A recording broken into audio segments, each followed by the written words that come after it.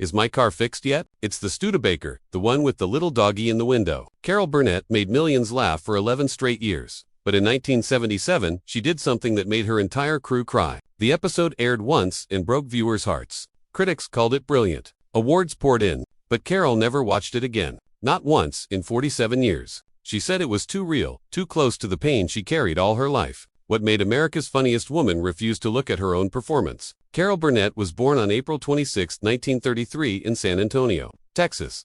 From the beginning, her life was shaped by pain and loneliness. Both of her parents were alcoholics and couldn't take care of her. Her father worked in movie theaters but could never keep a job. Her mother drank heavily and wasn't emotionally present. They both eventually died from alcohol-related illness. Before Carol was even old enough to understand the world, she learned what it felt like to be unwanted. Her parents chose bottles over their daughter. Laughter became her shield. She was taken in by her grandmother, Mabel White. In 1948, the two moved to Hollywood, not to chase stardom, but to survive. They lived in a cramped room inside a rundown boarding house filled with addicts, mentally ill tenants, and people clinging to hope. They survived on $20 a week, but Mabel gave Carol something she had never had before: stability and unconditional love. Inside that chaos, Carol created an escape, a pretend twin sister named Karen. Karen was everything Carol wasn't: confident, glamorous, fearless. Carol acted her so convincingly that even adults believed she existed. She ran up the fire escape, changed clothes, changed her hair, and reappeared as Karen, charming everyone. Then she'd switch back to Carol minutes later. It was a game, but also a way to survive. Every Saturday, Carol and her grandmother escaped to the movies. Tickets cost more than 10% of their income. But for a few hours, Carol lived inside a world of dancing, singing, and beauty. When the film ended, reality rushed back. They couldn't afford toilet paper and quietly stole it from the theater. Carol saw hunger, poverty, and desperation long before she understood them. One day she heard Johnny Weissmuller's famous Tarzan yell and became obsessed with copying it. She didn't know she was training her voice and breath control. That yell would later become her signature on stage, a small childhood spark that turned into a career-defining trademark when she graduated high school. Carol wanted to study journalism at UCLA, but she didn't have the $50 tuition fee. A stranger stepped in, paid the amount, and never revealed their identity. That act of kindness changed her life forever. At UCLA, she planned to become a writer, but a single theater class shattered the shyness she'd built her entire childhood. She switched her major and became the most promising newcomer in the drama department by the end of her freshman year. It wasn't just an award, it was permission to dream. She worked as an usherette in 1954,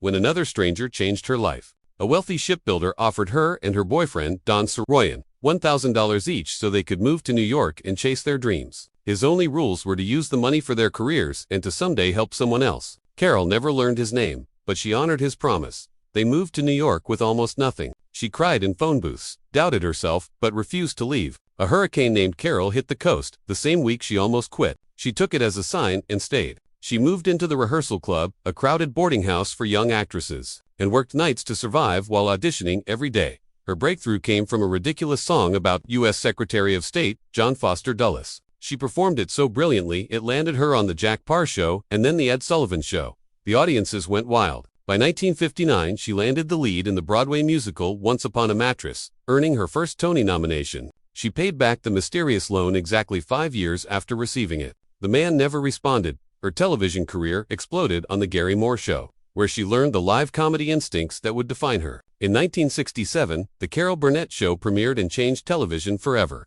30 million people watched every week. The show inspired later giants like Saturday Night Live. During its 11-year run, it won 25 Emmys, multiple Golden Globes, and became a piece of American culture. Behind the laughter was turmoil. Harvey Korman once became so unhappy she fired him on the spot. He begged for another chance, and she brought him back with the condition that he arrive Monday morning, skipping and whistling. He did exactly that. Tim Conway improvised constantly, saving his best ideas for live tapings. His elephant story pushed the cast to the edge of breaking character and became one of the most unforgettable moments in comedy history. But in 1977, Carol stepped into a role that hit too close to home. In a sketch called The Gong Show, she played Eunice Higgins without comedy, no funny accent. No exaggerated movement, just real pain. Eunice dreamed of stardom but was mocked and humiliated. When the scene ended, the crew was silent. Viewers cried, critics celebrated it. Carol never watched it again. She said Eunice's heartbreak felt too much like her own.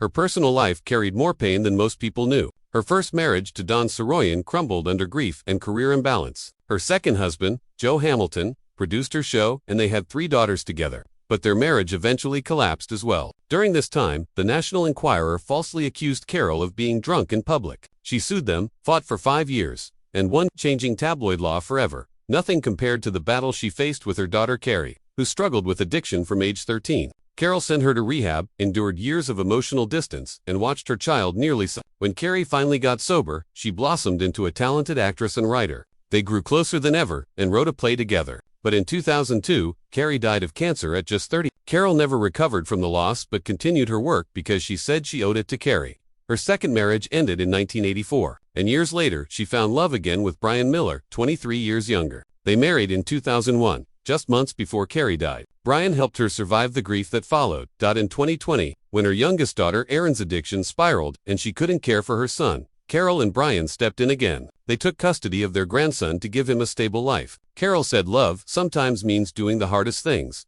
Even in her late 80s, Carol Burnett stunned audiences once more in Better Call Saul. Her calm, trembling voice and heartbreaking confrontation with Saul Goodman delivered one of the most chilling scenes in the series. She proved she still had unmatched presence. Her surprise performance in Mad About You earned her another Emmy. Her voice work in animated films, like Horton, Here's a Who introduced her to a new generation. Her return to Broadway showed she never lost her stage magic, and her recent role in Palm Royale showed she can still improvise and perform with the same spark she had 70 years ago. Carol Burnett spent her childhood escaping into characters because her real world was too painful to face. She grew up poor, abandoned, hungry, and surrounded by broken adults. But she turned that pain into comedy that changed television. She made millions laugh while fighting battles no one saw. Through heartbreak, loss, addiction, and fame, she kept going. And at 90 today, she remains one of the greatest performers American entertainment has ever produced.